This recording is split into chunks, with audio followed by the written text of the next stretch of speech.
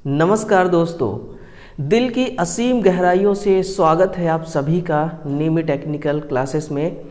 आज मैं आप लोगों के लिए MPTO मध्य प्रदेश में जो ट्रेनिंग ऑफिसर की जो अभी हाल ही में CBT एग्ज़ाम हुआ है उसका पेपर आज हम लोग डिटेल के साथ एनालाइज करने वाले हैं, उसका सॉल्यूशन देने वाला हूं मैं।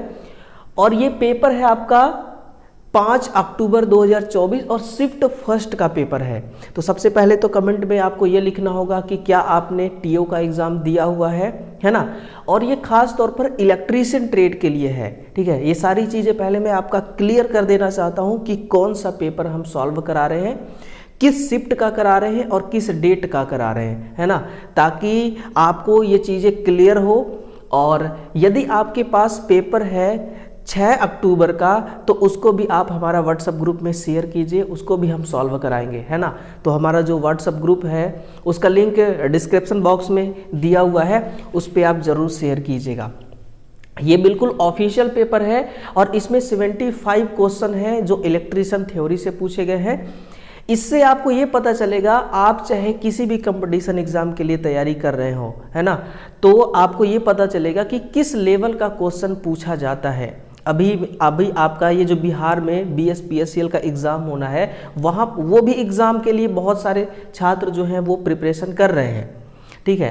तो उनके लिए ये एक बहुत ही बढ़िया है दोस्तों ये पेपर का सॉल्यूशन, तो ऐसे छात्र जरूर देखेंगे, ठीक है ना। चलिए, हिंदी और इंग्लिश दोनों फॉर्मेट में है, बट मैं आपको हिंदी ज़्यादा दिखाने की कोशिश करूँगा, जहाँ पे नहीं समझ में आएगा वो मैं इंग्लिश भी दिखाऊँगा, ठीक है। तो एक बार बिल्कुल चैनल को जितने भी छात्र हैं ऐसे हैं जो सब्सक्राइब नहीं किए हैं वो ज़रूर करेंगे। बाकी पहला क्वेश्चन आपके सामने है, इसको हम सॉल्व करना स्टार्ट करते हैं। देखिए, पहला क्वेश्चन क्या कह रहा है आपसे कि घर में इस्तेमाल होने वाला बुनियादी उपकरणों को किस रूप में जाना जाता है। बुनियादी उपकरण कौन कौन से हैं? क्या वो डोमेस्टिक डिवाइसेस हैं, टरबाइन है? अब यहाँ पर सिर्फ कॉमन सेंस लगाना है, आपका आंसर बहुत ही आसान है। टरबाइन तो आप घर में लगाएंगे नहीं, ना ही बॉयलर लगाएंगे, है ना, ये बहुत बड़े आकार में होते हैं टरबाइन, बॉयलर। और ट्रांसफार्मर भी आप घर के अंदर नहीं लगाएंगे। फिर घर के अंदर जो आप लगाएंगे डोमेस्टिक डिवाइसेस लगाएंगे। कौन सी? Domestic devices. अगर आप कहेंगे सर ये जो डोमेस्टिक डिवाइसेस होते हैं, है ना, ये होते कौन कौन से हैं, तो जैसा हो गया आपका वाटर कूलर, ये क्या है आपकी डोमेस्टिक डिवाइस है। वाटर कूलर हो गया आपका, है ना, और टेलीविज़न हो गया, और इसके अलावा एयर कंडीशनर, रेफ्रिजरेटर हो गया, है ना। और ऐसे तमाम चीज़ें जो आप घरों में यूज करते हैं वो सब के सब डोमेस्टिक डिवाइसेस के अंतर्गत आते हैं। और पहला सवाल इतना आसान सवाल था दोस्तों कि इसको हर कोई इसका आंसर कर सकता है, ठीक है ना। तो TO का पहला क्वेश्चन का पहला आंसर होगा डोमेस्टिक डिवाइसेस, ठीक है।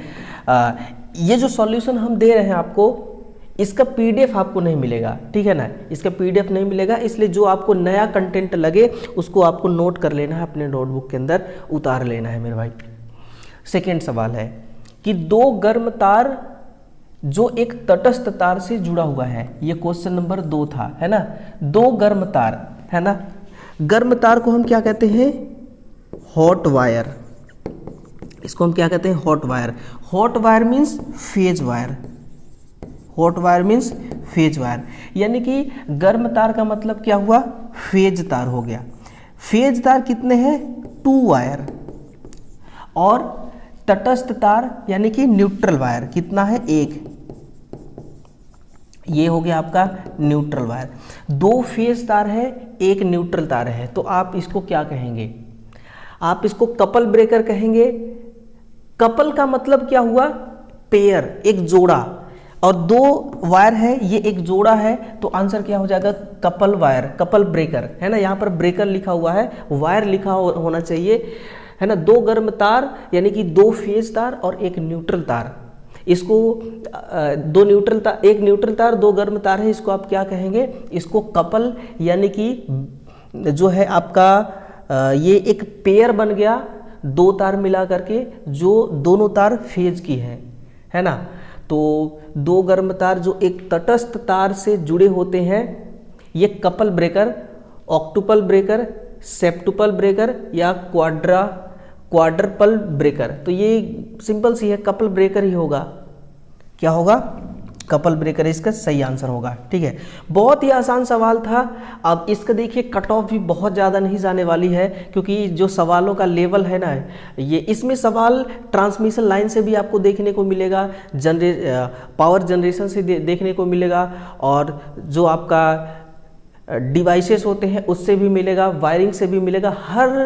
हर आपका जो सिलेबस है आईटी का, जो सेकेंड ईयर का जो सिलेबस है, पूरे सिलेबस से सवाल इक्का दुक्का जो है ये पूछा गया है। न्यूमेरिकल बहुत कम पूछा गया है, बस 2-3 न्यूमेरिकल है, उसको भी मैं आपको सॉल्व करा ही दूंगा। ठीक है, सेकेंड। अब ये तीसरा क्वेश्चन है, एक स्थान से दूसरे स्थान तक इलेक्ट्रॉनों का प्रवाह क्या कहलाता है? एक स्थान से दूसरे स्थान तक इलेक्ट्रॉनों का प्रवाह क्या कहलाता है? समझिएगा, आंसर तो बड़ा आसान है। इसको हम क्या कहते हैं? धारा, फ्लक्स, शक्ति या बिजली। तो इसको हम क्या कहेंगे? करंट का प्रवाह, है ना? क्या कहेंगे? करंट का प्रवाह। इलेक्ट्रॉन जो है अपने अंदर, देखिए जैसे कि ये क्या है, एक इंडक्टर है, इसको हम क्या कर देते हैं? एक बैटरी से कनेक्ट कर देते हैं। ठीक है ना, बैटरी से हमने क्या कर दिया? कनेक्ट कर दिया, पॉजिटिव निगेटिव। इलेक्ट्रॉन इस तरफ से फ्लो होना स्टार्ट हो जाएंगे, है ना? इलेक्ट्रॉन इस तरफ से फ्लो होंगे और सर्किट कंप्लीट होगा। जब सर्किट कंप्लीट होगा तो किसका प्रवाह होगा? करंट का प्रवाह होगा, है ना? ये निगेटिव से पॉजिटिव की तरफ फ्लो हो रही है, इसको हम कहेंगे इलेक्ट्रॉन, और पॉजिटिव से निगेटिव की तरह जो फ्लो होगा इसको हम कहेंगे करंट। इसको हम क्या कहेंगे? इसको कहा जाता है करंट। अच्छा, इलेक्ट्रॉन है क्या? जैसे कि अगर कोई पदार्थ है, पदार्थ का सबसे छोटा कण को हम क्या कहते हैं? अणु, है ना? ये क्या है? पदार्थ का सबसे छोटा कण है। वैसे ही जो हमारा परमाणु होता है, ये एक तत्व का सबसे छोटा कण होता है। इसी एटम का, इस एटम के अंदर सबसे छोटा कण जो होता है उसी को कहा जाता है इलेक्ट्रॉन। और ये जो इलेक्ट्रॉन है, इलेक्ट्रॉन ही करंट को फ्लो कराने का जिम्मेवारी लेता है। तो एटम्स का सबसे छोटा कण हो गया इलेक्ट्रॉन, जिसका खोज किया था जे थॉमसन ने। इसका खोज किसने किया था? जे थॉमसन ने किया था। एक और बहुत ही महत्वपूर्ण बात इसमें इलेक्ट्रॉन के बारे में और मैं आपको बताना चाहूँगा कि जो इलेक्ट्रॉन होता है ना मेरे भाई, ये किस किस फील्ड में अपना रोल प्ले कर सकता है। तो इलेक्ट्रॉन जो है ये विद्युत चुंबक प्रभाव, आगे क्वेश्चन है ध्यान दीजिएगा, विद्युत चुंबक प्रभाव और गुरुत्वाकर्षण प्रभाव, गुरुत्वाकर्षण प्रभाव, है ना? गुरुत्वाकर्षण प्रभाव यानी कि सेम पोलैरिटी का होगा तो ये रिपल्सन भी करेगा, और अलग अलग पोलैरिटी का होगा तो ये आकर्षण भी करेगा।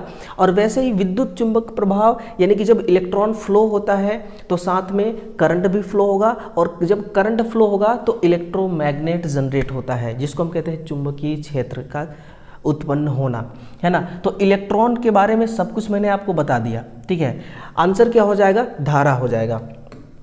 अब यहाँ पर बिजली को क्या इन्होंने इंग्लिश में लिखा है? इलेक्ट्रिसिटी। नहीं, इलेक्ट्रिसिटी हम नहीं कह सकते। इलेक्ट्रिसिटी में सब कुछ आ जाएगा, करंट, वोल्टेज, फ्रीक्वेंसी, पावर, सब कुछ आ जाएगी इलेक्ट्रिसिटी में। सबसे बेहतर आंसर क्या है? धारा।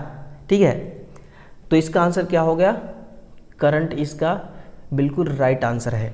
एक ऐसा सवाल ना, एक क्वेश्चन नंबर 4 जो है, एक ऐसा सवाल है जो पहली बार सवाल आ रहा है। ये हमारे लिए एक नया सवाल है ना? न्यू सवाल है।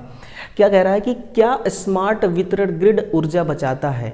अब बताइएगा, बहुत से छात्र इसमें कंफ्यूज होंगे, भारी मात्रा में कंफ्यूजन हुआ होगा कि smart distribution grid energy save करता है या फिर नहीं, है ना?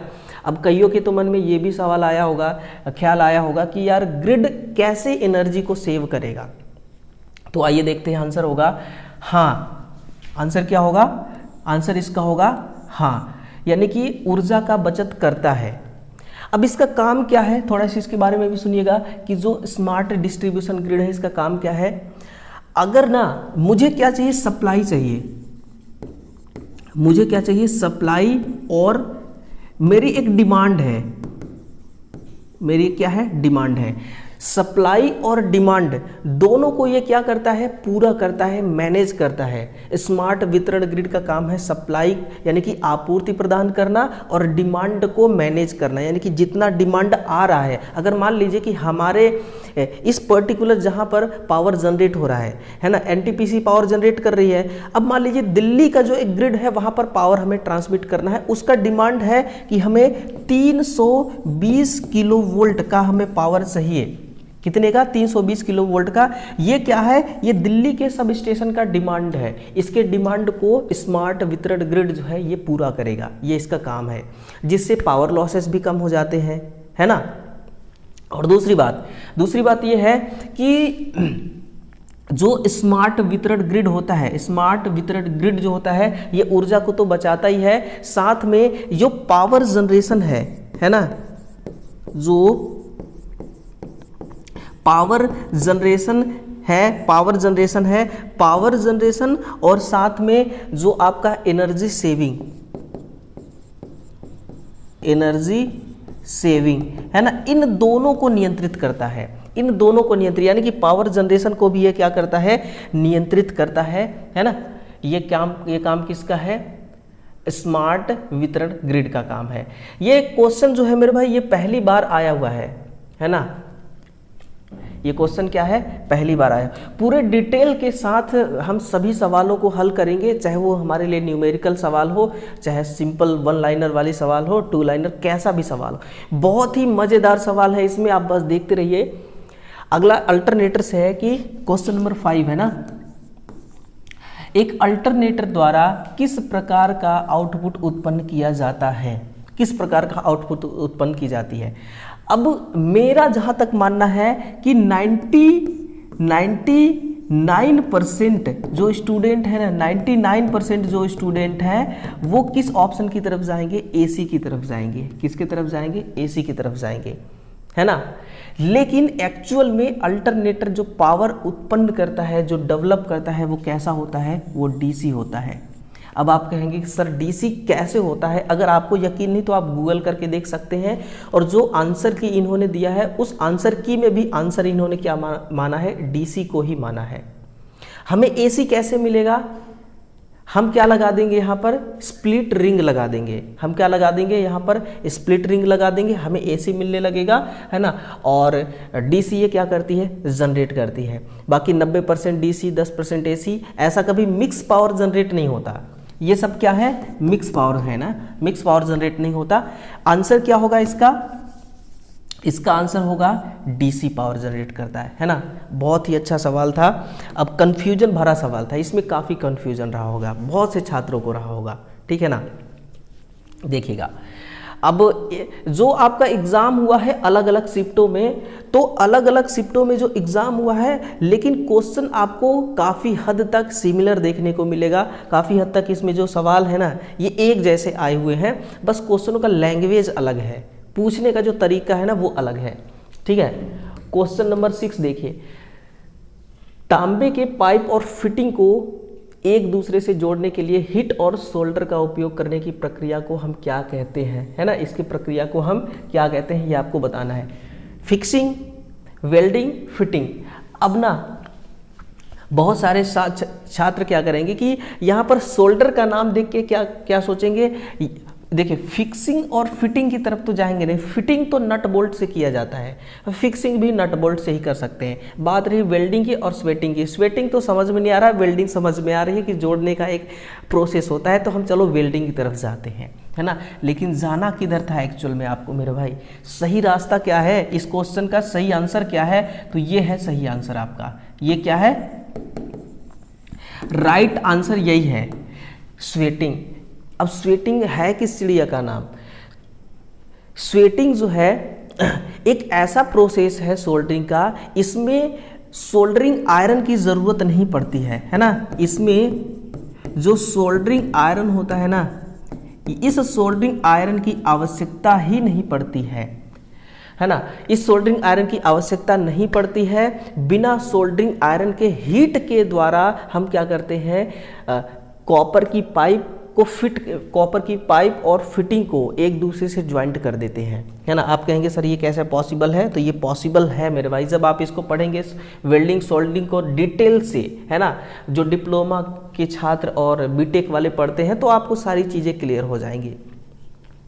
एक छोटा सा उपकरण जो विद्युत बल्ब को धारण करता है और प्रकाश जनरेट करता है, उसको क्या कहते हैं? ऑप्शन ए है lamp, air conditioner, television, washing machine. AC जो है ये ठंडी हवा देती है, टीवी जो है ये हमें डिस्प्ले करता है इमेज, और वॉशिंग मशीन से हम वॉश करते हैं कपड़ा, ठीक है। आंसर एक ही है, लैंप होगा। बहुत ही सिंपल सा आंसर था दोस्तों, बहुत ही आसान आंसर था, है ना। इतना सवाल जो इजी है ना, ये फर्स्ट टाइम मैं एमपीटीओ में देख रहा हूँ, फर्स्ट टाइम है, ठीक। उपकरण को सत्यापित करने के लिए हमें किसी अंशांकन उपकरण की आवश्यकता क्यों होता है, बताइएगा। ये तो सभी को पता है कि भाई अगर कोई इंस्ट्रूमेंट है ना, क्वेश्चन नंबर शायद तक 8 है ना, अगर कोई इंस्ट्रूमेंट है इसको हमें वेरीफाई करना होता है, ठीक है, हमें कैलिब्रेशन करना होता है, ये हमें पता है। बट होता क्यों है ये आपसे पूछा गया है ना, थोड़ा स्मार्ट तरीके से सवाल को यहाँ पर परोसा गया है आपके सामने, तो स्मार्टनेस तरीके से आपको भी सवालों का जवाब देना होगा। परीक्षण के कारण प्रदूषण को कम करने के लिए, मेरे भाई यहाँ पर कोई वायु प्रदूषण, ध्वनि प्रदूषण थोड़ी हो रहा कि वेरीफाई करेंगे तो ये दिक्कतें आएंगी, गलत। परीक्षण के कारण तापमान में वृद्धि को कम करने के लिए नहीं। अगर आप वेरीफाई कर रहे हैं ना, तो वहाँ पर हीट का कोई काम नहीं है, हीट जनरेट नहीं होगा।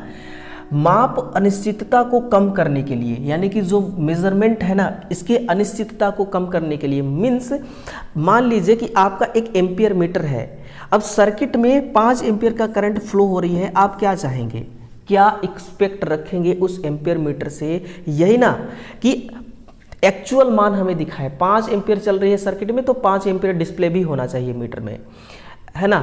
तो ऐसा करने के लिए हमें ये सारी चीज़ें करनी होती है, यानी कि एरर को समाप्त करने के लिए एक तरह से हम ये कह सकते हैं कि एरर ना आए, ठीक है ना, एक्चुअल मान जो है हमें मिल जाए। इसलिए इंग्लिश की तरफ जाएंगे आप तो देखिएगा ये क्या बोल रहा है, द रिड्यूस मेजरमेंट, यानी कि अनक्रिटिकली, जो अनक्रिटिकली मेजरमेंट होगा उसको रिड्यूस करने के लिए हम क्या करते हैं, वेरीफाई और कैलिब्रेशन, यानी कि अंशांकन करते हैं।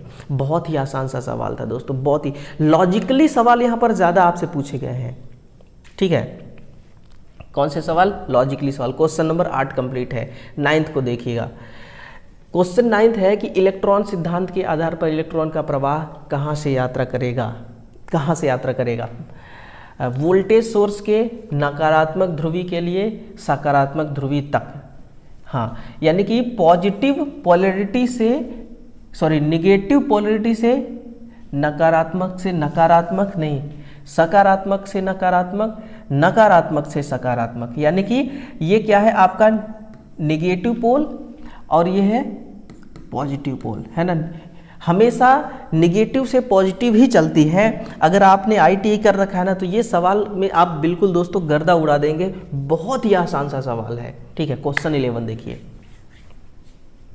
देखिए क्वेश्चन नंबर 11 का क्या कह रहा है कि इलेक्ट्रॉनिक के प्रवाह से क्या उत्पन्न होता है। मैंने आपको डिटेल से बताया था ना मेरे भाई कि मैग्नेटिक फ्लक्स क्या होता है, मैग्नेटिक फ्लक्स, यानी कि इलेक्ट्रॉन से नहीं होता, इलेक्ट्रॉन जब फ्लो होता है तो करंट फ्लो होती है, और जब करंट फ्लो होती है तब जाकर के ये मैग्नेटिक फील्ड क्रिएट होता है ना। ये डायरेक्टली नहीं ये क्रिएट कर रहा है, ये इनडायरेक्टली क्रिएट कर रहा है, लेकिन रोल किसका है, रोल इलेक्ट्रॉन का है, 100% रोल इलेक्ट्रॉन का ही है, क्योंकि अगर इलेक्ट्रॉन फ्लो नहीं हुआ ना तो फिर करंट भी फ्लो नहीं होगा, और करंट फ्लो नहीं हुआ तो फिर मैग्नेटिक फील्ड भी जनरेट नहीं होगी। तो इलेक्ट्रॉन का फ्लो होना बहुत जरूरी है, विद्युत क्षेत्र नहीं, धारा नहीं, डी इलेक्ट्रिक माध्यम नहीं, ये चुंबकीय क्षेत्र इसका सही उत्तर होगा, सही जवाब होगा। अब आपने इसका क्या आंसर किया था ये एक बार लिख के बताइएगा जरा कमेंट सेक्शन में कि आपने इसमें क्या आंसर लगाया था, क्योंकि नेगेटिव मार्क्स का तो कोई रोल था नहीं, है ना, और इसलिए जो छात्र हैं ये सभी सवालों को टिक लगा करके आए हुए होंगे, तो फिर आपने चाहे सही लगाया होगा या फिर गलत, लेकिन आंसर तो आपने ज़रूर किया होगा, ठीक है। दिए गए प्रतीक से संबंधित डिवाइस, दिए गए प्रतीक से संबंधित जो डिवाइस है ये बताइएगा, है ना। ये जो आपको सिंबल दिखाई दे रहा है ये किसका सिंबल है? स्पार्क, गैप या सर्किट वियोजक का? किसका? सर्किट वियोजक का, है ना। ये सर्किट ब्रेकर का है। कई बार जब आप ड्राइंग पढ़ते हैं तो सर्किट ब्रेकर इस प्रकार से भी आपको देखने को मिलता होगा, ऐसे। ये सर्किट ब्रेकर का क्या है? सिंबल। सर्किट ब्रेकर या ट्रांसफार्मर का सिंबल है ना, मुझे अभी ध्यान नहीं आ रहा है। चलिए, ये सर्किट ब्रेकर का। फ्यूज का होता है ऐसा, ये हो गया आपका फ्यूज का, है ना। ये किसका हो गया? ये फ्यूज का हो गया। नेक्स्ट है कि यदि वर्ग की भुजा 4 सेंटीमीटर है तो वर्ग का क्षेत्रफल ज्ञात कीजिए। बहुत ही सिंपल है दोस्तों, वर्ग यानी कि 4 का वर्ग 16 होगा। इससे आसान सवाल और क्या ही हो सकता है। एक इन्वर्टर के, हाँ ये सवाल देखिए थोड़ा सा टफ है। ये सवाल थोड़ा सा मैं कहूँगा कि बच्चों के लिए थोड़ा सा मुश्किल लग रहा होगा, है ना। एक इन्वर्टर के आउटपुट वोल्टेज को मल्टीपल पल्स मॉड्यूलेशन तकनीक द्वारा नियंत्रित की जाती है। किसके द्वारा? मॉड्यूलेशन, मल्टीपल पल्स मॉड्यूलेशन द्वारा इसको हम, ये एक टेक्निक है कंट्रोल करने की। इन्वर्टर का जो आउटपुट में हमें वोल्टेज मिलता है उस वोल्टेज को कंट्रोल करने के लिए ये एक टेक्निक है, मल्टीपल पल्स मॉड्यूलेशन, ठीक है ना। यदि यहाँ पर कटा हुआ है रेफरेंस वोल्टेज, अगर मैं इंग्लिश की तरफ आपको ले जाऊँ तो यहाँ पर आपको देखने को मिलेगा कि if the peak value of reference voltage is 4 volt, यानी कि संदर्भ वोल्टेज 4 वोल्टेज है, and the peak value of career voltage is 6 voltage, यानी कि जो वाहक वोल्टेज है ये 6 वोल्टेज है और करियर वोल्टेज जो है वो कितना है? वो है आपका 4 वोल्ट, है ना। तो सवाल क्या है कि then the total pulse with in each half cycle, यानी कि टोटल चौड़ाई कितना होगा इसका? आप इसका एंगल के, और एंगल का मान आपसे पूछा हुआ कि प्रत्येक आधे चक्र में कुल पल्स की चौड़ाई कितनी होगी। देखिए, इसको आप सॉल्व करना स्टार्ट करते हैं। बहुत ही आसानी से मैं आपको बताऊंगा, आपको आसान लैंग्वेज में, ताकि आपको आराम से समझ में आ सके। इसका ना पहले आपको ग्राफ समझना होगा। ये देखिएगा इसका ग्राफ कैसे कैसे होगा, फिर ये आपसे एक्चुअल में बोल क्या रहा है ये भी तो पता होना चाहिए। ये देखिए, है ना, इस प्रकार से इसका क्या होगा? ग्राफ होगी। ये देखिए, जो आपसे पूछा गया है, जो आपसे ये पूछा गया है कि जो रेफरेंस वोल्टेज है वो रेफरेंस वोल्टेज कितना है? 4 वोल्ट। ये है आपका रेफरेंस वोल्टेज VR, ये कितना है? 4 वोल्ट। और करियर वोल्टेज कितना है? 6 वोल्टेज, है ना। आपसे क्या पूछा है कि प्रत्येक आधे चक्र की कुल पल्स की चौड़ाई, यानी कि पल्स का विड्थ पूछा है। तो पल्स का विड्थ कितना हो जाएगा? 4 में 2 माइनस करेंगे, 6 में 4 माइनस करेंगे तो 2 होगा, यानी कि कितना होगा? 2D। कितना हो जाएगा? 2D। आपके लिए एक यहाँ पर बहुत ही सुंदर सा मैं आपको एक फॉर्मूला बता रहा हूँ। वो फॉर्मूला है 2D/n बराबर 2D/n बराबर 1 माइनस VR/VC गुणे 180, यानी कि आप यहाँ पर ये लिखिए पाई/n। ये एक बहुत ही शानदार सा इसका क्या है? फॉर्मूला है। अब n से आपका n कट गया, n से n कट गया, ठीक है ना।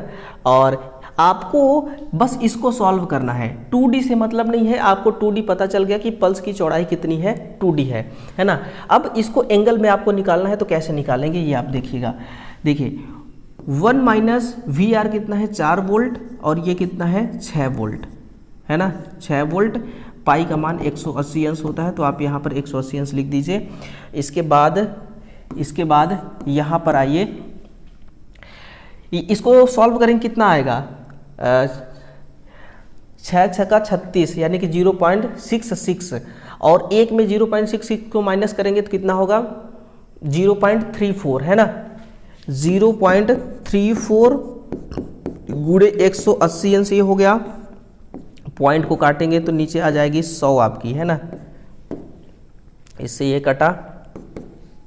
18 चौके 72 यानी कि 2 हासिल 7, 18 त्याई 54, 54 7 61, कितना हो गया 61, 10 में भाग देंगे तो 61.2 हो गया। कितना 61.2 डिग्री। अब देखिए 61.2 डिग्री, 61 तो एग्जैक्ट तो आंसर इसमें नहीं दिया हुआ है ऑप्शन में, बट 60 जरूर दिया हुआ है, 60 जरूर दिया हुआ है और यही आपका सही आंसर भी होगा। यही क्या होगा, करेक्ट आंसर भी होगा। देख लीजिए, चाहे आप स्क्रीनशॉट ले लीजिए या फिर अपने नोटबुक में छाप लीजिए इसको, ठीक है ना। ऐसा जो सवाल है ना, मैं सच बताऊं, अगर ऐसा सवाल मैं आपको सॉल्व कराता तो आपको ऐसा लगता सर इतना, मतलब कि ऐसा सवाल आप सॉल्व करा रहे हैं जो एग्जाम में पूछा ही नहीं जाता। अब देख लो ना, आप देख लो, ठीक है ना। अब आगे आने वाला जो भी मैं आपके लिए मैराथन सेशन देने वाला हूँ ना, तो ऐसे ही टफ सवाल आपको सॉल्व कराऊंगा। फिर आप कहना मत, इल्ज़ाम मेरे पे मत लगाना, ठीक है, कि सर इतना टफ सवाल आता नहीं है। देख लिया ना आपने, दिया गया चित्र किसका प्रतिनिधित्व करता है, ये एंगल की स्थिति को बताता है ना, कोई भी एंगल हो उसके पोजीशन को बताती है। फील्ड सिस्टम द्वारा उत्पादित चुंबकीय प्रवाह में आर्मेचर कोर के रोटेशन के कारण कौन सा लॉसेस उत्पन्न होता है, बताइए। वेरी इजी सवाल, वेरी इजी। फील्ड सिस्टम द्वारा उत्पादित मैग्नेटिक फ्लक्स में आर्मेचर कोर के रोटेशन के कारण होने वाले नुकसान को हम कहते हैं कोर नुकसान, जिसमें इसमें हमें हिस्टैरिसीस लॉस, कौन कौन सी, हिस्टैरिसीस और एडी करंट लॉस, है ना, 2 प्रकार के होते हैं। एडी करंट हानि, ये दोनों हानियां जो है ये मिल करके कोर को पूरी तरह से नुकसान पहुंचाती हैं। कोई हीट के द्वारा नुकसान पहुंचाता है तो कोई किस प्रकार से नुकसान पहुंचाता है, यानी कि इन दोनों के कारण जो रिजल्ट आता है नुकसान का, लॉसेस का, तो जो ट्रांसफार्मर की कोर होती है ना, वो हीट हो जाती है, बहुत ज़्यादा हीट हो जाती है। हमारा क्या मानना होता है कि कोर कम से कम हीट हो ताकि ट्रांसफार्मर अच्छे दक्षता के साथ काम कर सके, अच्छा परफॉर्मेंस कर सके, है ना। इसलिए हमारा यही हमेशा से प्रयास रहता है कि कोर लॉसेस कम से कम हो, ठीक है। क्या होता है, कोर लॉसेस कम से कम। बल की एसआई इकाई क्या है, ये मुझे लगता है आपके सिलेबस का 3रा या 4थे यूनिट का ये सवाल है। बल की यानी कि फोर्स जो होता है, इसकी एसआई यूनिट क्या होती है, इसकी एसआई यूनिट है आपका वॉट। पावर की, वॉट किसकी है, ये शक्ति की है। न्यूटन बल का होता है। जूल बल यानी कि फोर्स, है ना, और जूल तो एनर्जी का होता है, ऊर्जा का, और एम्पियर धारा का। अब देख लीजिए, सभी का बता दिया मैंने। विद्युत और चुंबकीय बल किस प्रकार से समान है, अगला सवाल आपके लिए है कि विद्युत और चुंबकीय बल किस प्रकार समान है। वे एक ही रास्ते का अनुसरण करते हैं, एक ही सर्किट आरेख है, एक समान निर्माण है, या दोनों बलों का अस्तित्व में 2 प्रकार के कणों पर आधारित होता है। तो आंसर की भी यही है और यही सही आंसर है कि ये दोनों बलों का अस्तित्व 2 प्रकार के कणों पर आधारित होता है, ठीक है ना। अगला है सिंबल से रिलेटेड 3-4 सवाल हैं, इसमें बहुत ज़्यादा नहीं है, लेकिन 3-4 सवाल सिंबल से रिलेटेड अगर आ गए हैं तो काफ़ी है ना। नीचे दिया गया ये सिंबल है, इसको पहचानना है आपको। ये किस चीज़ का सिंबल है, ये सिंबल आपका यूनिट नंबर 1 का है आपके सिलेबस का। Thunder, high voltage, overhead crane और कोल्ड, ये किसका है, उच्च वोल्टेज का है, हाई वोल्टेज का है। आपने देखा होगा ना, कहीं पर अगर 230 वोल्ट से ज़्यादा, जैसे कि 440 वोल्ट हो गया, उसके बाद 22,000 वोल्ट हो गया, है ना, 22,000 वोल्टेज का नंबर नेम प्लेट तो अलग ही होता है। तो जहाँ पर हाई वोल्टेज होता है तो वहाँ पर ये सिंबल लिखा होता है। एक्स्ट्रा हाई वोल्टेज, है ना, सुपर एक्स्ट्रा हाई वोल्टेज जो होता है वहाँ पर सीधे डेंजरस यानी कि खतरे का जो चिन्ह होता है वो बनाया जाता है। खतरे का चिन्ह मतलब एक ऐसा कंकाल तंत्र होता है, ठीक है ना, सर होता है, कंकाल तंत्र होता है, और वो चीज़ नेम प्लेट में लगा होता है। इस प्रकार का सिंबल नहीं लगा होता है। ये किसके लिए है, सिर्फ हाई वोल्टेज के लिए है, एक्स्ट्रा हाई वोल्टेज के लिए नहीं है। एक और सवाल है, सवाल नंबर अगला है कि 10 वोल्ट की बैटरी है और 20 ओम के प्रतिरोध के माध्यम से 10 वोल्ट की बैटरी 20 ओम के प्रतिरोध के माध्यम से 220,000 कूलाम आवेश वहन हो रही है। बताइएगा जूल का मान कितना होगा। जूल का मान कितना हो जाएगा। यानी कि 10 वोल्ट की बैटरी अगर मैं कहूँ आपसे 10 वोल्ट की बैटरी कहूँ तो यहाँ पर मान लीजिए कि आपका यहाँ पर लगा हुआ है एक इंडक्टर, है ना, इंडक्टर, और ये बैटरी के साथ में इस प्रकार से कनेक्ट है। इसमें बोला जा रहा है कि बैटरी का वोल्टेज 10 है और प्रतिरोध का मान कितना है, 20 ओम है ना। आप इसको रेजिस्टेंस मान के चलिए, ये क्या है रेजिस्टेंस, 20 ओम इसका मान है। और इसमें आवेश वहन करती है कितना इसमें आवेश वहन हो रही है, 20,000 कूलाम। कितना, 20,000 कूलाम का आवेश वहन हो रही है। तो आपको जूल में इसका मान बताना है। कैसे सॉल्व करेंगे, Q बराबर C गुणे V से, C है आपका 20,000, है ना, और V है आपका 10, यानी कि इसको हम लिख सकते हैं 2 गुणे 10 की घाते 5 जूल। और देख लीजिए किस आंसर किस ऑप्शन में है, ऑप्शन नंबर बी में, है ना, ऑप्शन नंबर बी में है 10 की घाते 5 जूल। ऑप्शन नंबर बी इस करेक्ट आंसर हो जाएगा। देखिए ये जो सवाल है इसमें दम नहीं है दोस्तों, दमदार आपका प्रिपरेशन के साथ साथ प्रैक्टिस होना चाहिए। यानी कि प्रैक्टिस एक ऐसा पहलू है आपके तैयारी का जो आपकी स्पीड को बूस्ट करता है, स्पीड को आपकी स्पीड को बढ़ाता है। और यहाँ पर ना स्पीड ही काम आती है, ठीक है, क्योंकि अगर एक सवाल को सॉल्व करने में आपने 5 मिनट लगा दिया और आपके मतलब कि एग्ज़ाम में हर एक सवाल को 40 से 50 सेकेंड का समय दिया जाता है सॉल्व करने के लिए, और आपने लगा दिया 5 मिनट, यानी कि 5 सवालों का टाइम एक ही सवाल में लग गया। तो फिर इसका मतलब सीधा सा यही होता है कि आपका जो तैयारी था, तैयारी के साथ साथ में आपका प्रैक्टिस नहीं था, इसके वजह से टाइम खा गया प्रैक्टिस, ठीक है। निम्नलिखित में से कौन सा कथन रोशनी का लाभ यानी कि एडवांटेज को बता रही है। आंखों की थकान, सिरदर्द कम करना, जीभ की थकान, अरे यार यानी कि रोशनी से जीभ का क्या लेना देना है, चेहरे से क्या लेना देना है, लीवर, किडनी, फेफड़ा, इससे क्या लेना देना है। आंखों की थकान को कम करता है, सिरदर्द को कम करता है। मैं आपको बता रहा हूँ कैसे कम करता है। अगर मान लीजिए कि मैं आपको ना दिखता, अभी यहाँ पर लाइट कम होती है, ये सवाल आपको ना दिखते, तो आप क्या करते, पास में, आँख के पास में रख करके देखते। जो आपकी आंखें हैं, इस लेटर को, इस शब्द को पढ़ने के लिए ज़्यादा उसको फोर्स लगाना पड़ता है, ज़्यादा ताकत लगाना पड़ता है, जिससे क्या होता है, आँखों में थकान आ जाती। अब विजुअल ये दिख रहा है तो फिर आंखों में थकान नहीं आएगी, आराम से आंखें इसको पढ़ सकती है, ठीक है।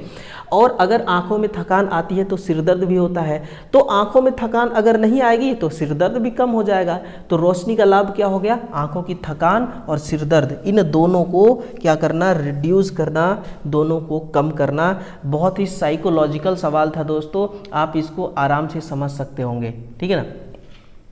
अंशांकन में किस प्रकार की त्रुटि पाई जाती है बताइएगा। अंशांकन का मतलब होता है कैलिब्रेशन, इसमें किस प्रकार की एरर पाई जाती है। सिंटैक्स एरर, साधन एरर, सकल त्रुटियां या सिस्टम की त्रुटियां। देखिए कोई सा भी युक्ति होता है, उपकरण होता है ना, उसमें 3-4 टाइप के एरर आपको देखने को मिलेगा। जैसा कि मान लीजिए कि कोई मीटर है, ठीक है ना, कोई मीटर है, उसको मुझे इस्तेमाल करने नहीं आता है, मीटर सही है, इस्तेमाल करने नहीं आता, मुझे मापना है करंट, तो मैं माप रहा हूँ वोल्टेज या फिर करंट में सही तरीके से माप ही नहीं पा रहा हूँ, ठीक है। तो इसको क्या कहेंगे, इसको ह्यूमन एरर कहेंगे। इसको क्या कहेंगे, ह्यूमन एरर कहेंगे इसको। उसी प्रकार से अंशांकन में किस प्रकार की त्रुटि पाई जाती है, ये अंशांकन वाली जो बात है ये सिस्टम एरर कहलाती है, यानी कि उपकरण में ही दिक्कत है। ये हो सकता है उपकरण का कैलिब्रेशन सही से नहीं हुआ है, हो सकता है उपकरण में मतलब कि टेम्परेचर ज़्यादा होने की वजह से जो उपकरण है वो सही तरीके से रीडिंग नहीं दे पा रही है। ये सारी एरर जो होती है ना, इसको हम कहते हैं सिस्टम एरर। इसको क्या कही जाती है, सिस्टम एरर। तो आंसर क्या हो जाएगा, सिस्टम एरर, ठीक है। नेक्स्ट है डिवाइस जिसमें एक गर्म और एक तटस्थ तार है, इसको क्या कहते हैं। मुझे लगता है ना ये सवाल बस आपका टाइम पास करने के लिए फोकट का नंबर दे जा रही है। पहले एक सवाल आया था कि जिसमें 2 गर्म तार हो और एक तटस्थ हो, अब यहाँ पर है एक गर्म तार और एक तटस्थ, यानी कि एक न्यूट्रल आप मान लीजिए, है ना। तो इसको हम कहेंगे सिंगल पोल ब्रेकर। इसको क्या कहेंगे, सिंगल पोल। हमें पोल का मतलब से क्या समझना है, पोल का मतलब फेज से समझना है, क्योंकि हॉट वायर जो है ये फेज वायर होती है, फेज वायर को ही हम फेज कहते हैं, है ना। अब इसमें कोई अलग से कॉन्सेप्ट नहीं है। देखना, रोटर और स्टेटर दोनों को घुमा करके, याद कीजिएगा ऐसा किस में होता है, किस मोटर में, रोटर और स्टेटर दोनों को घुमाकर किस प्रकार के अल्टरनेटर, है ना, यानी कि ऐसा अल्टरनेटर में होता है, किस प्रकार के अल्टरनेटर वोल्टेज का उत्पादन किया जा सकता है। रेडियो अल्टरनेटर में, ऑटोमोटिव अल्टरनेटर में, या ब्रशलेस अल्टरनेटर में। तो ऐसा होता है ब्रशलेस अल्टरनेटर में, है ना। ब्रशलेस अल्टरनेटर का टॉपिक बहुत ज़्यादा नहीं है हमारे सिलेबस में, जिस अल्टरनेटर में ब्रश ना हो उसको कहा जाता है ब्रशलेस, और जिसमें ब्रश नहीं होता उसमें दोस्तों हीट भी बहुत कम होता है और उसकी एफिशिएंसी भी अधिक होती है, ये भी आप ध्यान रखना, ठीक है।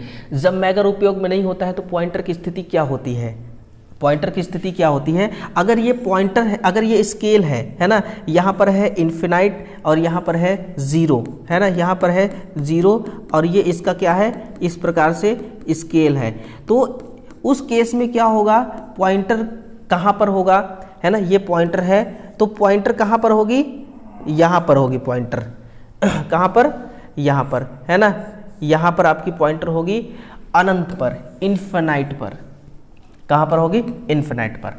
डिवाइस से रिलेटेड मुझे लगता है ज़्यादा सवाल है ना। निम्नलिखित विकल्पों में से किस केंद्र के रूप में, किस लाइन को केंद्र के रूप में इस्तेमाल किया जाता है, इसको हम कहते हैं विस्तार लाइन, इसको हम क्या कहते हैं, विस्तार लाइन। विस्तार लाइन को हम किस रूप में यूज करते हैं, सेंटर लाइन के रूप में हम यूज करते हैं ड्राइंग में। अब ये ड्राइंग से सवाल आया हुआ है, एक सवाल आपको ड्राइंग से देखने को मिल गया, देखिए इलेक्ट्रिशियन थ्योरी, लेकिन आज के टाइम पे ड्राइंग को हटा दिया गया है सिलेबस से ही। जब आप ITI अगर आज के छात्र कर रहे हैं तो उनके पास सिलेबस में ड्राइंग नहीं है, लेकिन ड्राइंग से सवाल देखिए आ रहा है, यानी कि जो है ना ITI का जो सिलेबस पहले बना हुआ था वो सिलेबस कहीं ना कहीं दोस्तों आपको उसका सवाल देखने को, उसका झलक देखने को जरूर मिलता होगा, है ना। एग्जाम्पल आपके सामने है, देखिए ये ड्राइंग का सवाल है जो लाइन के रूप में पूछ रहा है। नेक्स्ट है कि एक बिजली मिस्त्री बिजली के सर्किट पर काम कर रहा था और कनेक्शन उचित था या नहीं यह निर्धारित करने के लिए ये उपयोग करता है ना। किस उपकरण का उपयोग करता है, जिस भी उपकरण का उपयोग करता है उसने पाया कि बल्ब चमकने लगा। परिपथ के चालन का परीक्षण करने के लिए प्रयुक्त किसका प्रयोग किया जाता है, लकड़ी का, इंसुलेटर का, कंडक्टर का, प्लास्टिक का। ये सारे के सारे क्या है, इंसुलेटर। आंसर क्या हो जाएगा, कंडक्टर। आप इस कंडक्टर को समझ सकते हैं, टेस्टर। आप इसको क्या समझ सकते हैं, टेस्टर, ठीक है।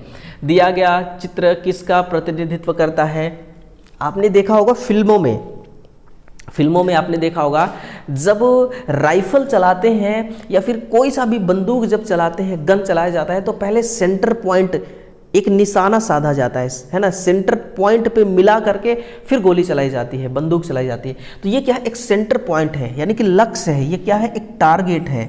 ये क्या है, एक टारगेट का एक सिंबल दिखाई दे रहा है ना, यहीं पर ये एक टारगेट है। अब यहाँ पर गोली चलेगी, ठीक है, तो ये एक टारगेट है। ये सिंबल जो है ये टारगेट है। ये भी आपके आउट ऑफ सिलेबस से है, लेकिन इसके लिए अब क्या ही सिलेबस आप पढ़ेंगे, इसके लिए तो बस कॉमन सेंस ही काफ़ी है।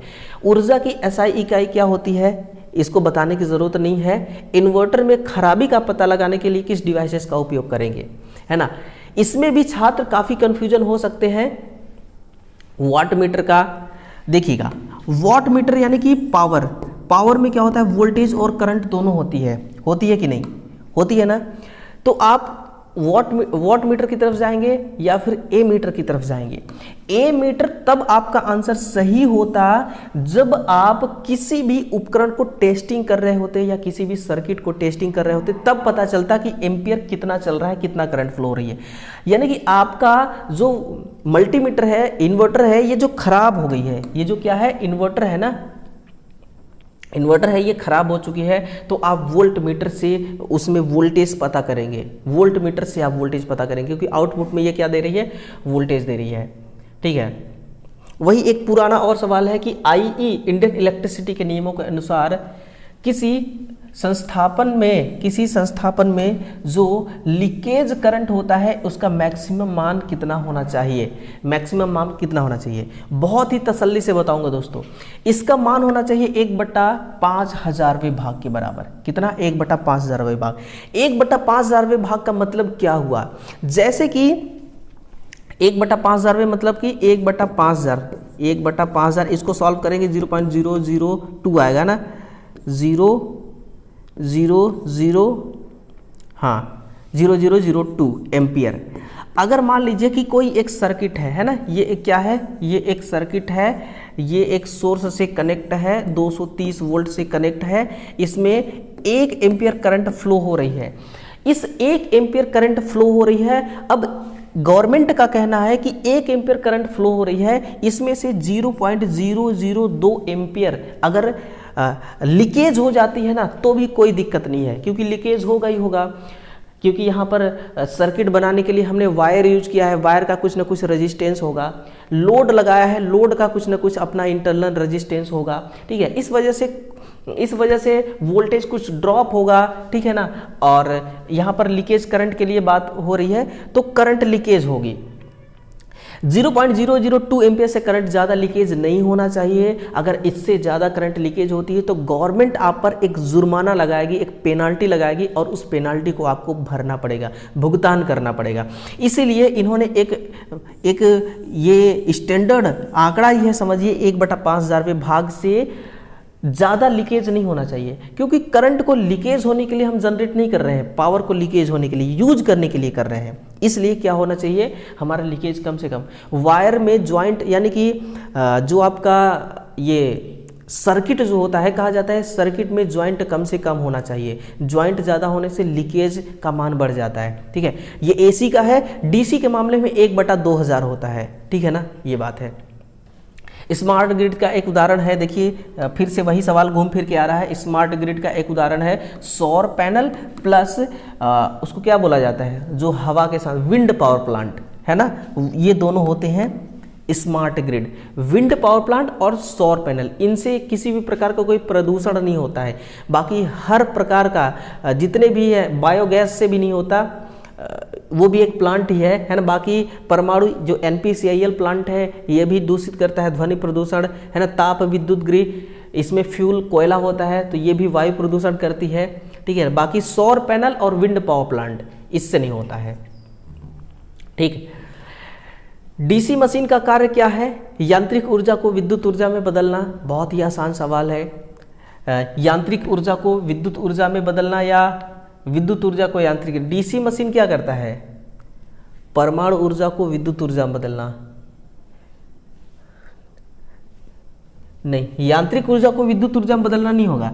सौर ऊर्जा को विद्युत ऊर्जा में बदलना नहीं, ये सोलर पैनल का होता है। पवन ऊर्जा को ये भी नहीं होता। तो आंसर एक ही है ना फिर, परमाणु ऊर्जा को विद्युत ऊर्जा में बदलना, यानी कि एटम्स को। परमाणु का मतलब आपको यहाँ पर क्या समझना है, एटम्स, एटॉमिक एनर्जी को ये क्या करता है, विद्युत ऊर्जा में बदलता है। देखिए कहाँ पर है, ऑप्शन नंबर बी है ना, इलेक्ट्रिक एनर्जी, न्यूक्लियर एनर्जी। अब देखिएगा यहाँ पर जो परमाणु ऊर्जा है, इस परमाणु ऊर्जा से मतलब मैं आपको बता रहा हूँ एटॉमिक एनर्जी। किससे? एटॉमिक एनर्जी को विद्युत एनर्जी में बदलना, यानी कि जो वैसे तो आंसर इसका होना चाहिए कि विद्युत ऊर्जा को यांत्रिक ऊर्जा में, लेकिन परमाणु ऊर्जा को विद्युत ऊर्जा में। ऑप्शन भी आपके पास नहीं है। अगर आप चाहें तो इसमें ऑब्जेक्शन बिल्कुल लगा सकते हैं। 1 kV में कितने एम्पियर होते हैं? तो 1000 वोल्ट प्रति एम्पियर होते हैं। और अर्थिंग के लिए तापमान किससे अधिक नहीं होना चाहिए? ये एक ऐसा सवाल है जो बहुत कम लोगों को इसका आंसर पता है। तो 160 है, कितना? 160 है ना। 160 डिग्री से अधिक नहीं होना चाहिए, है ना। 160 डिग्री से अधिक नहीं होना चाहिए, नहीं तो जो करंट लीकेज होगी वो लीकेज करंट आसानी से अंडरग्राउंड नहीं हो पाएगी। अगला, निम्नलिखित में से कौन सा ग्राउंडिंग का प्रकार नहीं है? बताइएगा। ग्राउंडिंग का प्रकार नहीं है, प्रतिरोध ग्राउंडिंग, भूमिगत सिस्टम, ठोस आधार वाली प्रणाली या प्लेट अर्थिंग सिस्टम। अब इसमें तो प्लेट अर्थिंग सिस्टम आंसर की में सही किया हुआ है ना। ग्राउंडिंग का प्रकार नहीं है, सॉलिड वाला होता है ग्राउंडिंग, भूमिगत ग्राउंडिंग होता है, प्लेट ग्राउंडिंग होता है, प्रतिरोध ग्राउंडिंग सिस्टम नहीं होता है ना। लेकिन ऑब्जेक्शन इसमें भी आप लगा सकते हैं, प्लेट अर्थिंग सिस्टम। इन्होंने सही आंसर दिया है। नीचे दिए गए आरेख से संबंधित आकृति की पहचान करिए। तो इसको तो देखते ही आप बता सकते हैं कि ये अर्ध गोलार्ध है ना, आधा गोला है और कुछ नहीं है। 100 वाट बल्ब की रोशनी का स्तर किसके साथ भिन्न नहीं होगा? किसके 100 वाट की रोशनी का स्तर किसके साथ भिन्न नहीं होगा, बताइए। आपूर्ति वोल्टेज में वृद्धि, यानी कि सप्लाई वोल्टेज को आप बढ़ाएंगे तो क्या रोशनी बढ़ेगी या नहीं बढ़ेगी? ग्लास सेल की लंबाई बढ़ाएंगे, यानी कि जो इसका ग्लास होता है बल्ब का, इसको बड़ा कर देंगे तो रोशनी में वृद्धि होगा या नहीं होगा? हो जाएगा, है ना। जितना बड़ा लैंप, यानी कि उसका उतना बड़ा वाट पावर, रेटिंग पावर, तो उतना ही लैंप, उतना ही प्रकाश ज़्यादा करेगा। ग्लास सेल का व्यास में वृद्धि, फिलामेंट तापमान में वृद्धि। अब देखिए, अगर फिलामेंट तापमान में वृद्धि है, अगर मान लीजिए कि 2300 डिग्री सेंटीग्रेड पर आपका ये फिलामेंट लैंप काम कर रहा है, तो आप इसको 23,000 कर देंगे। कितना कर देंगे? 23,000 डिग्री सेंटीग्रेड अगर तापमान बढ़ा देंगे और बल्ब की रेटिंग 100 वाट ही है, तो क्या बताइए कि रोशनी का स्तर बढ़ेगा?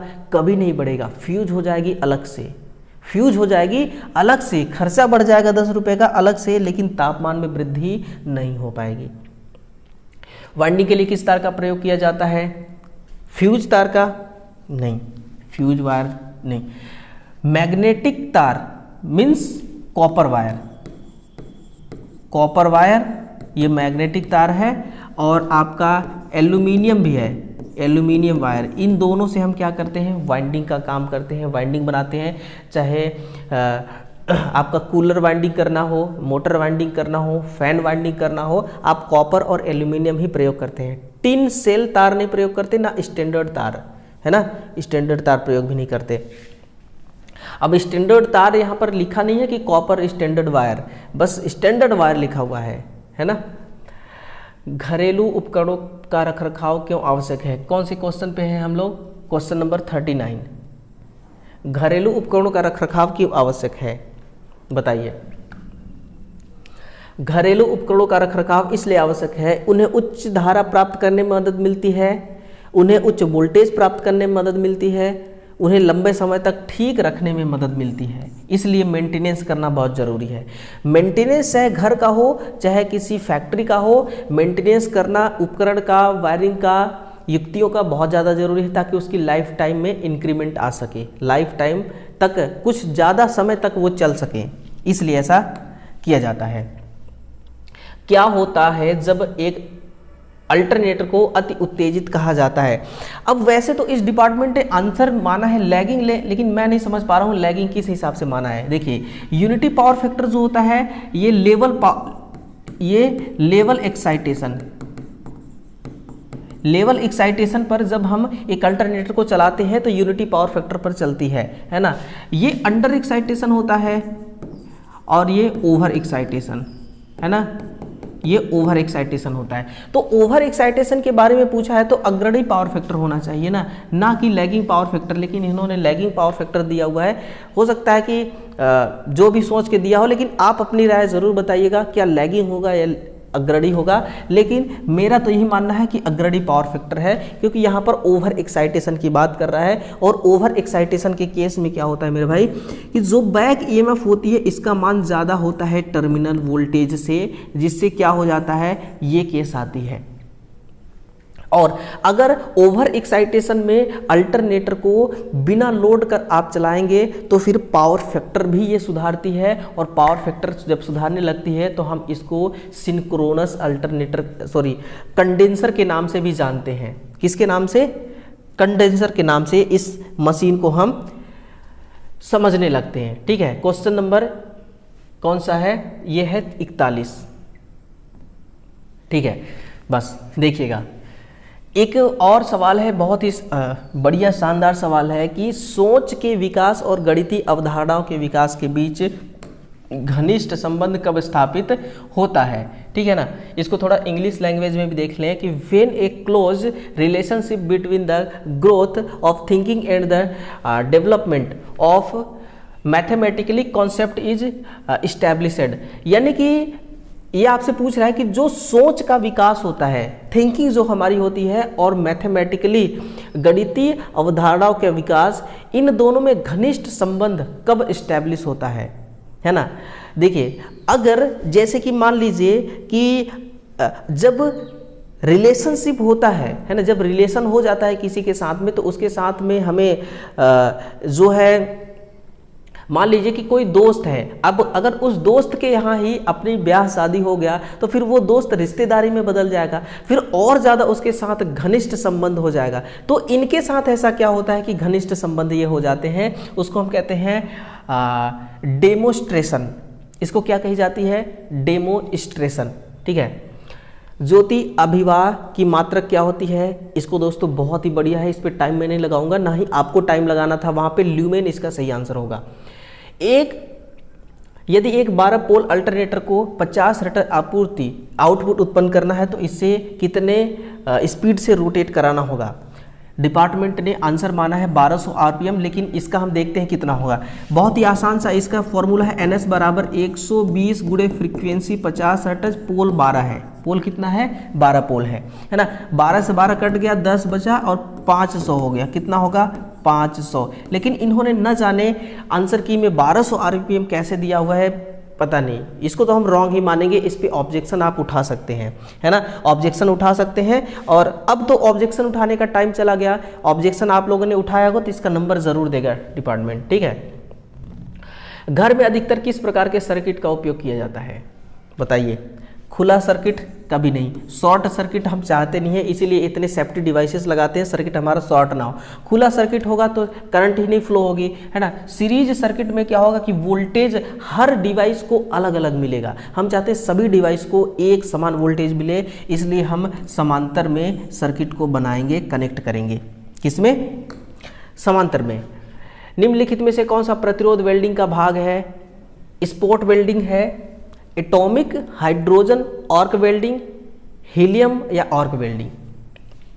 देखिए, वेल्डिंग को हम डिटेल से नहीं पढ़ते ना, लेकिन अभी ऑफलाइन जो बैच हमारा स्टार्ट होने वाला है उसमें हम इस वेल्डिंग को इतना डिटेल से पढ़ाएंगे ना कि स्पॉट वेल्डिंग क्या है, हीलियम वेल्डिंग, आर्क वेल्डिंग, सब कुछ आपको बताएंगे। ठीक है ना। बस उसका बेसिक कॉन्सेप्ट ही मैं आपको बताऊंगा, पूरा डिटेल में समझने की जरूरत नहीं है, बट मैं स्पॉट वेल्डिंग को बहुत ही डिटेल से बताऊंगा। आंसर तो स्पॉट वेल्डिंग ही होगा, है ना, स्पॉट वेल्डिंग होगा। स्पॉट वेल्डिंग का मतलब क्या होता है? देखिए, जैसे कि आपके पास ये एक मटेरियल है ना, ये क्या है? ये एक मटेरियल है। इस मटेरियल को आपको क्या करना है? इसके साथ वेल्ड करना है ना। तो आप किसी वेल्डिंग कैसे आप करेंगे?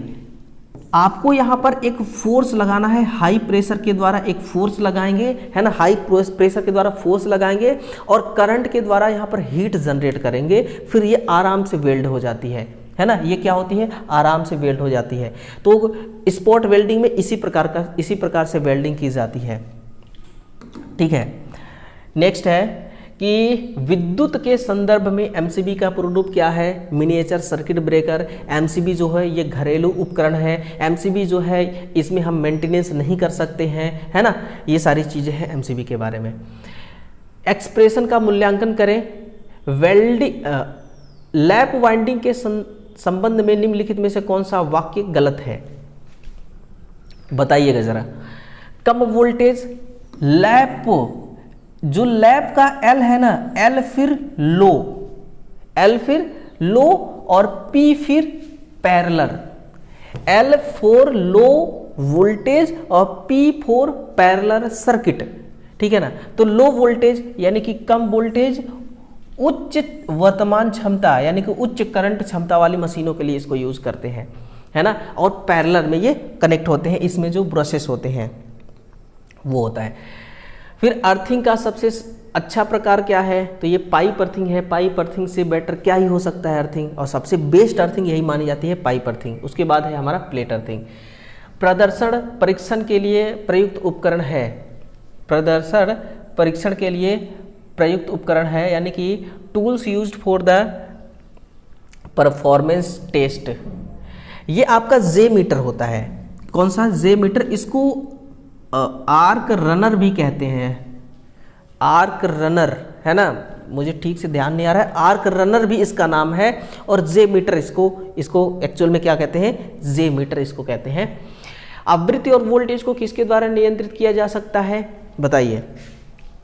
फ्रीक्वेंसी को कंट्रोल करना है आपको, यानी कि एक यूँ समझिए एक अल्टरनेटर है, 50 हर्ट्ज पावर जनरेट करना चाहिए, लेकिन वो कर रहा है 48 हर्ट्ज, 48 नहीं, आप समझिए 45 हर्ट्ज, कितना 45 हर्ट्ज या फिर 60 हर्ट्ज वो जनरेट कर रही है। हम चाहते हैं कि ये 20 का जो वैल्यू है 50 हर्ट्ज ना, जो इंडिया में अलाउ है, स्टैंडर्ड है, इतना जनरेट करे।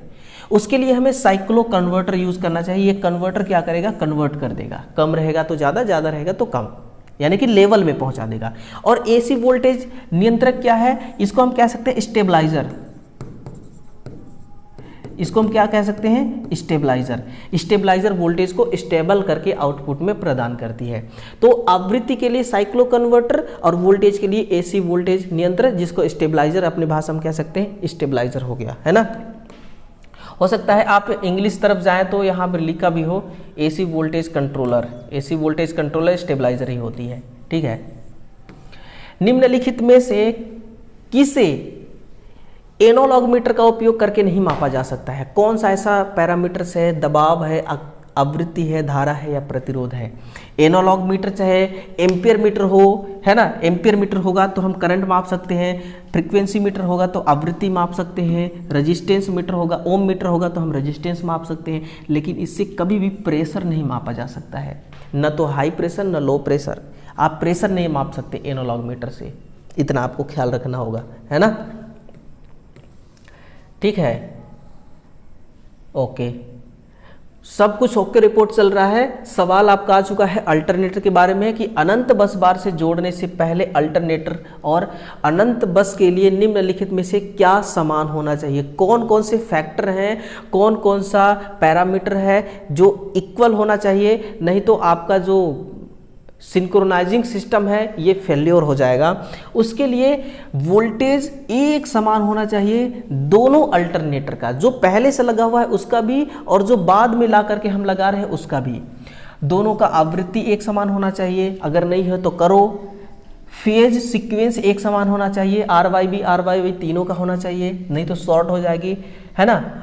और अनंत वोल्टेज के बीच का चरण अंतर शून्य होना चाहिए, यानी कि फेज डिफरेंस यानी कि कहने का मतलब जो आर फेज अगर यहां से जनरेट हो रही है, ठीक है ना, तो जो इनकमिंग जनरेटर है उसका भी आर फेज यहीं से जनरेट होना चाहिए, है ना कि यहां से जनरेट। अगर यहां से जनरेट हो गया और मान लीजिए कि 20 डिग्री भी अगर इसमें डिफरेंस आ गया तो फिर सिंक्रोनाइजिंग नहीं हो पाएगी, है ना। तो ये सारा जो पैरामीटर्स है ये बिल्कुल ओके रिपोर्ट होना चाहिए, तभी जाकर के सिंक्रोनाइजिंग हो पाएगी और डिमांड जो है वो पूरा हो पाएगा, अन्यथा नथिंग।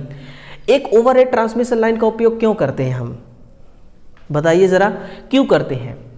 शक्ति संचय करने के लिए या पावर का संचार करने के लिए? शक्ति का नाश तो नहीं करते, यानी कि पावर लॉस नहीं करते, पावर जनरेट भी नहीं करते। शक्ति का संचार यानी कि कम्युनिकेट करने के लिए या शक्ति का संचय करने के लिए? अगर समझ में आए तो ठीक, नहीं इंग्लिश तरफ जाइए। पावर स्टोर, संचय का मतलब क्या हो गया, पावर स्टोर करना। हम पावर स्टोर नहीं करते हैं, पावर जनरेट करके पावर को ट्रांसमिट करते हैं, ठीक है ना।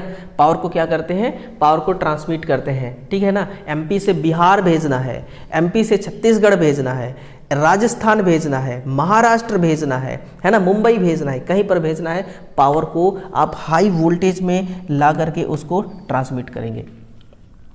बिजली के स्विच की मरम्मत करते समय बिजली मिस्त्री को रबर के दस्ताने क्यों पहनने चाहिए? देख लीजिए भाई, आपकी सेफ्टी का ख्याल रख रहा है एग्जामिनर, ताकि सेफ्टी का सवाल हम पूछ लें और अभी जब आपका जब अभी नौकरी लगेगी तो ये चीज़ें आपको पता होना चाहिए कि स्विच की मरम्मत कर रहे हैं आप, है ना। कोई सा भी स्विच हो सकता है, हाई वोल्टेज लाइन वाली स्विच हो सकती है, जो जनरेटिंग स्टेशन सब स्टेशन में लगे होते हैं, ग्रिडों में लगे होते हैं, वो वाली स्विच होनी चाहिए। तो आप क्या पहनेंगे? स्विच को साफ करने के लिए पहनेंगे दस्ताने जो है स्विच को साफ करने के लिए पहना जाएगा? नहीं। सामग्री के फिसलने से बचने के लिए, ताकि स्लिप ना करे, ये भी नहीं। उपकरणों को आसानी से संभालने के लिए, ये भी नहीं। बिजली के झटके से बचने के लिए, है ना, करंट का झटका बहुत बुरा झटका होता है, ठीक है ना। बिजली के झटके से बचना हमारा सर्व प्राथमिकता होना चाहिए जब भी काम करें। काम बेशक काम कम हो चलेगा, लेकिन सेफ्टी कम नहीं होना चाहिए। सेफ्टी के साथ नो कंप्रोमाइज। समानांतर में चलने वाले दो अल्टरनेटर पर विचार करना है। यदि किसी एक अल्टरनेटर का एक्साइटेशन बदल दिया जाए तो क्या होगा। एक एक्साइटेशन अगर बदल दिया जाए तो क्या होगा, अदला बदली कर दिया जाए तो क्या होगा। एक्साइटेशन बदलने का मतलब क्या होगा, अंडर एक्साइटेशन पे चलाना, ओवर एक्साइटेशन पे चलाना, लेवल एक्साइटेशन पे चलाना। तीनों एक्साइटेशन पे अगर हम चलाएंगे तो पावर फैक्टर का मान बदलता है, ना है कि फ्रीक्वेंसी का मान। पावर फैक्टर अंडर पे पावर फैक्टर अलग रहेगा, ओवर पे अलग रहेगा, लेवल पे अलग रहेगा। अभी मैंने आपको डिटेल से बताया था ना, तो ये पावर फैक्टर बदलेगा, ना कि ये तीनों चीजें। अवकारी इस्पात को हम कहते हैं स्टेनलेस स्टील की थिनर गेज के साथ, यानी कि पतले गेज के साथ वेल्डिंग करने के लिए किस प्रकार की वेल्डिंग का प्रयोग करेंगे, इसको हम कहते हैं गैस मेटल आर्क वेल्डिंग। पढ़ लो भैया, वेल्डिंग से 2-3 सवाल हो गए, और वो भी ऐसे सवाल जो हम सिलेबस में पढ़ते ही नहीं है। 3 सवाल। वैकल्पिक विद्युत आपूर्ति को दर्शाने के लिए किस प्रकार का उपयोग किया जाता है। ऑप्शन नंबर ए होगा वैकल्पिक विद्युत, यानी कि प्रत्यावर्ती धारा, ठीक है ना। एसी का है, ये डीसी के लिए है। फिर है निम्नलिखित में से किससे न्यूनतम प्रकाश स्तर की आवश्यकता होगी, तो ये होगा आपका ऑडिटोरियम में मस्त प्रकाश चाहिए भाई। डिस्प्ले, मोबाइल का डिस्प्ले में अगर प्रकाश कम होगा, टीवी के डिस्प्ले में अगर प्रकाश होगा तो क्या मजा आएगा पिक्चर देखने में, नहीं ना, हो नहीं सकता। टूल्स, रेलवे प्लेटफॉर्म में कोई दिक्कत नहीं है, आराम से रेलवे प्लेटफॉर्म में लोगों को बैठना है, ठीक है ना। रेलवे प्लेटफॉर्म में न्यूनतम प्रकाश की आवश्यकता होती है, कम से कम हो तो भी कोई प्रॉब्लम नहीं है। अर्थ फॉल्ट करंट को कम प्रतिरोध बनाए रखने के लिए क्या प्रयोग करना चाहिए। अर्थ फॉल्ट करंट को कम प्रतिरोध, यानी कि किसकी बात कर रहा है ये, देखिए ये बात कर रहा है अर्थिंग की, किसकी, ये बात कर रहा है अर्थिंग की, है ना। ये जो अर्थिंग है इसका रेजिस्टेंस आर का जो मान है ना, ये बहुत कम होना चाहिए। इसके लिए हम कोयला प्रयोग करेंगे, है ना। कौन सा कोयला, वो वाली कोयला नहीं जो फ्यूल के रूप में काम में लेते हैं और बिजली पैदा करते हैं। चारकोल की बात इसकी, हाँ, लकड़ी का कोयला, किसका कोयला, लकड़ी का कोयला, किसका, लकड़ी का कोयला का हम प्रयोग करते हैं, है ना। और नमक डाल देंगे, बढ़िया नमी बना रहेगा और रेजिस्टेंस कम रहेगी। गणित को किसकी एक शाखा के रूप में स्वीकार किया जाता है, बताइए। बहुत बढ़िया सवाल है, मैं तो इसको बहुत अच्छा मानूंगा कि जो मैथ है इसको किसकी शाखा के रूप में स्वीकार किया जाता है। विश्लेषण, अंक गणित या तर्क या बीज गणित। तर्क के रूप में, किसके रूप में, तर्क के रूप में इसको स्वीकार किया जाता है, ठीक है। SOP का अर्थ क्या है, SOP का अर्थ क्या है, ये एक सेफ्टी से है या स्टैंडर्ड से है, बताइए। SOP का जो अर्थ है, SOP का जो अर्थ है, ये किससे रिलेटेड है, तो ये है मानक संचालन प्रक्रिया। क्या है, मानक संचालन प्रक्रिया से है, यानी कि स्टैंडर्ड ऑपरेशन प्रोसेस, मानक संचालन प्रक्रिया से है SOP का मतलब।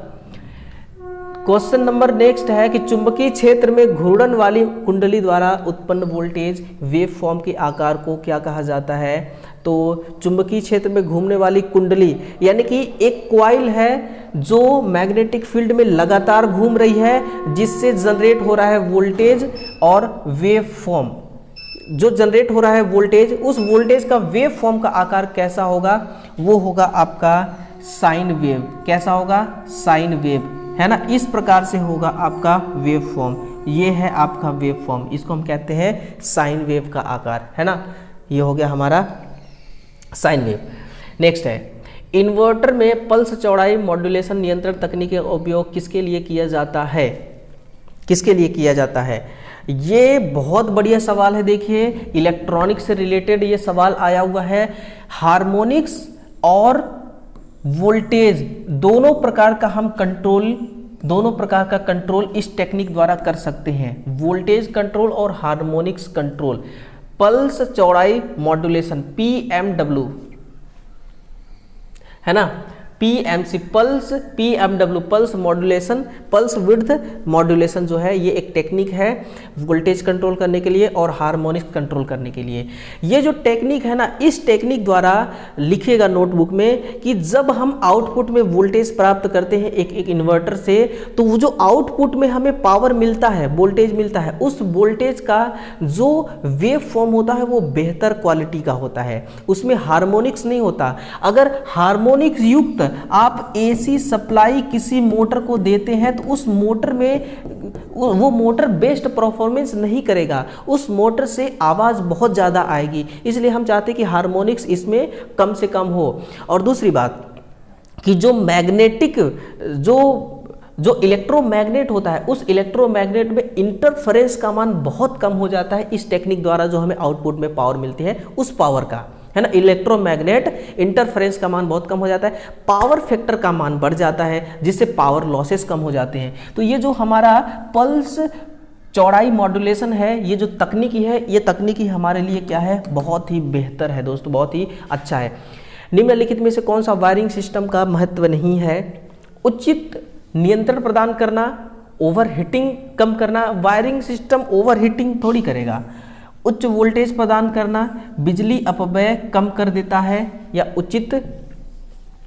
उचित नियंत्रण प्रदान करना। वायरिंग सिस्टम का क्या है, नियंत्रण। यानी कि वायरिंग सिस्टम जो है ना, सिस्टम का मतलब कि जब पूरा वायरिंग कंप्लीट हो जाता है, उसके अंदर पूरे डिवाइसेस लग जाते हैं, यूज वाले डिवाइसेस, पूरे कंट्रोलिंग सिस्टम लग जाती है, कंट्रोलिंग डिवाइसेस, तब हमारा वायरिंग सिस्टम कहलाता है। तो उसमें उचित नियंत्रण प्रदान करता है वायरिंग हमारा सिस्टम, ठीक है ना, उसको हम कहते हैं वायरिंग सिस्टम। अगला है ना, किस सवाल तक पहुंच चुके हैं? 66 तक, 10 सवाल और हैं। एक अनंत बस के साथ एक प्रत्यावर्तक को सिंक्रोनाइजिंग करने के लिए 3 लैंप, है ना, देखिए, एक अनंत बस के साथ एक प्रत्यावर्तक को सिंक्रोनाइज करने के लिए 3 लैंप तुल्यकालन विधि का उपयोग स्थिति में से सभी 3 लैंप बंद हो जाएंगे और चरण में चमकेंगे, यानी कि फेस में चमकेगा। और तुल्यकालन विधि का उपयोग इस स्थिति में सभी 3 लैंप बंद हो जाएंगे। 3 लैंप यानी कि एक लैंप R फेस में, दूसरा Y में, तीसरा B फेस में कनेक्ट होगा। ऐसा किस केस में होगा? जब सिंक्रोनाइजिंग करेंगे और उसमें फ्रीक्वेंसी का मान अलग अलग रहेगा, तब ये केस होगा। लेकिन वोल्टेज और चरण एक क्रम में होंगे, यानी कि वोल्टेज सेम होगा और फेज सीक्वेंस सेम होगा, है ना, और फ्रीक्वेंसी अलग अलग होगी, तब तीनों लैंप बुझ जाएंगे और फेज में चमकेंगे। तीनों लैंप क्या हो जाएंगे? बुझ जाएंगे और फेज में चमकेंगे, है ना। तो आंसर क्या हो जाएगा? Option number C, A, option number A. अगला है क्वेश्चन 67 नंबर। यह भी सिंबल से रिलेटेड है कि नीचे दिए आरेख से संबंधित आकृति की पहचान करिए। तो ये हमारा समांतर पाइप, ये क्या है? समांतर एक पाइप है, ठीक है ना। समांतर पाइप का ये सिंबल है। अगर आपको कहीं पर समांतर पाइप बनाना है तो उसका सिंबल एक छोटा सा ये है, इस प्रकार से होता है। जनरेटिंग स्टेशन में प्रत्यावर्तक किस में जुड़े होते हैं? अब आप सुनिए कि जो हमारे घर तक जो एक R फेस आती है, एक फेस आती है R नाम से, दूसरा Y नाम से, तीसरा B नाम से, और चौथा जो आती है वो न्यूट्रल कहाँ से आती है? ये आती है आपकी स्टार वाइंडिंग से, है ना। ये R फेस हो गया, Y और B, और यहाँ सेंटर से हम निकाल देते हैं न्यूट्रल, है ना, यहाँ से लगा देते हैं न्यूट्रल, निकाल देते हैं। यहीं से आती है हमारे घर तक न्यूट्रल। यानी कि किस प्रकार की वाइंडिंग कनेक्ट होगी? अल्टरनेटर में स्टार होगी। अगर स्टार होगी तभी हमारे घर तक आएगी, अगर स्टार नहीं हुई तो हमारे घर तक किसी भी प्रकार का कोई न्यूट्रल वायर नहीं आएगी, है ना। न्यूट्रल वायर का काम क्या है दोस्तों? ये सर्किट को कंप्लीट करने के लिए इस वायर का होना बहुत ज़्यादा ज़रूरी है ना। नेक्स्ट है कि घूर्णन शाफ्ट की गति को मापने के लिए किस उपकरण का प्रयोग किया जाता है? एमीटर करंट मापेगी, टैकोमीटर का। किसका? टैकोमीटर। टैकोमीटर जो है ये आरपीएम में आपका जो मोटर है उस मोटर का जो शाफ्ट घूम रहा है ना। डिजिटल टैकोमीटर होता है, इसी प्रकार का नॉब उसमें भी होता है, शाफ्ट में बस उसको टच करा दीजिएगा हल्का सा, बाकी आरपीएम यानी कि पर मिनट में कितने बार चक्कर लगा रही है शाफ्ट वो तुरंत आपको बता देगा गिन के, ठीक है। तो ये टैकोमीटर इसको कहा जाता है। स्पीडोमीटर जो होती है या ओडोमीटर जो होती है ये गाड़ियों में लगी होती है, जैसे कार हो गया और आपका बाइक हो गया, है ना, उसमें ये स्पीड को बताती है, स्पीडोमीटर कहते हैं। पोटेंशियोमीटर द्वारा आप वोल्टेज माप सकते हैं और पोटेंशियोमीटर को कन्वर्ट कर सकते हैं एम्पियर मीटर में भी, है ना। अगला, ओवरहेड विद्युत लाइनों में किस प्रकार की शक्ति का संचार होता है? तेज धारा, उच्च वोल्टेज।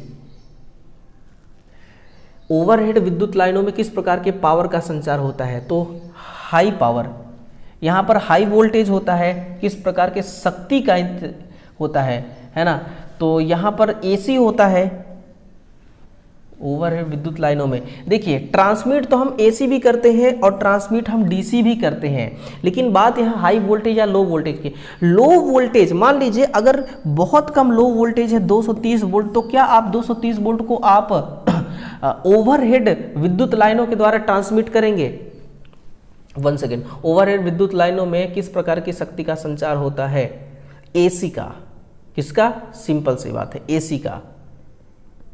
हाई वोल्टेज को हम ट्रांसमिट करते हैं, हम क्या करते हैं? 1 सेकेंड। शक्ति का संचार यानी कि ट्रांसमिट बोल रहा है ना, ये मुझे दिखाई ही नहीं दिया, समझ में अभी आया। शक्ति का संचार यानी कि पावर का ट्रांसमिशन। पावर का ट्रांसमिशन हमेशा हाई वोल्टेज पर होता है। पावर का ट्रांसमिशन एसी डीसी से मतलब नहीं है, वोल्टेज से मतलब है। लो वोल्टेज को हम ट्रांसमिट नहीं कर सकते, 230 वोल्ट को हम ट्रांसमिट नहीं करेंगे, हम इसको डिस्ट्रीब्यूट करेंगे। लेकिन क्या बोल रहा है? ट्रांसमिट करना। एकल चरण पूर्ण पुल यानी कि full bridge voltage source DC AC converter में कितने स्विच का उपयोग किया जाता है? ब्रिज है तो 4 होंगे, है ना। ब्रिज में कितने होते हैं? 4 होते हैं। अर्थिंग का मुख्य उद्देश्य क्या होता है? सेफ्टी देना। तो शॉर्ट सर्किट से बचाना नहीं, बिजली के झटका खाने से बचाना। इलेक्ट्रीशियन को बिजली के झटके से बचाना ही अर्थिंग का मुख्य प्रयोजन होता है। एक लैंप की गोलाकार मोमबत्ती की औसत शक्ति 25 कैंडल है, औसत कैंडल है ना, कैंडल पावर। और लैंप का कुल चमकदार प्रवाह क्या है? एक छोटा सा इसका फॉर्मूला है, इसका फॉर्मूला है कि कैंडल पावर, है ना, कुल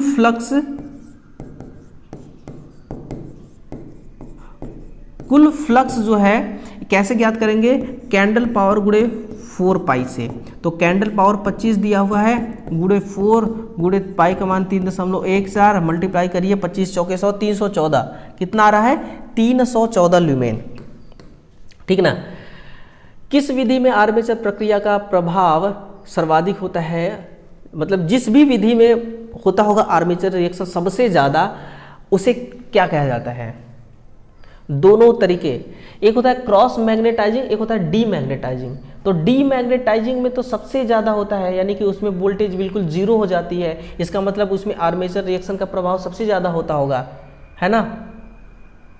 फील्ड कमजोर करने की विधि तय नहीं किया जा सकता। आर्मेचर रेजिस्टेंस विधि, देखिए क्रॉस मैग्नेटाइजिंग में क्या होता है कि जो MNA GNA का रोल होता है उसमें, है ना, GNA को हम MNA को क्या किया जाता है? खिसका करके सेंटर में लाया जाता है, जिससे स्पार्किंग कम हो जाती है, आर्मेचर रिएक्शन समाप्त हो जाता है, कम हो जाता है। और डीमैग्नेटाइजिंग में क्या किया जाता है? अगर छोटा जनरेटर है तो फील्ड वाइंडिंग में टर्न्स की संख्या बढ़ा देते हैं, अन्यथा इंटरपोल लगाते हैं। ये दोनों तरीके होते हैं, है ना। तो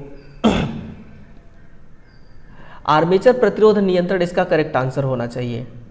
और आर्मेचर रिएक्शन एक्चुअल में है क्या चीज़, समझिएगा।